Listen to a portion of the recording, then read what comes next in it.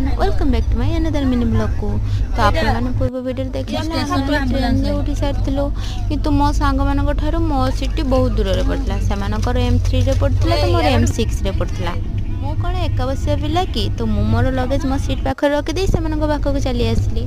सेठी रातिर dinner आम कि biryani order कर खाइलु। तापर मुझे मो सीट को चली जाइए पुणी सका उठी से पाखक चली आसली। तो सका आम ब्रेकफास्ट एमती किसी मसला मुड़ी कर खाई आम बालेश्वर स्टेशन में पहुँची सारी तो आमको पुणी जलेश्वर जावाई हे तो आ गए ट्रेन में आम जलेश्वर जावाई विद्यापति मो पाखे ट्रेन में बसबार पाखापाखि 3टा पार्श्व तो आम बालेश्वर लंच करूँ। तो मुझे भिडियो करने भूली जाइए घर को जो एक्साइटमेंट रे मु पूरा वीडियो करने भूली जाऊँ। तो से बेस किसी क्लिप उठे ना जलेश्वर स्टेशन पहुँची सारापर से पुणी बस रे दौड़ा को बाहर पड़े।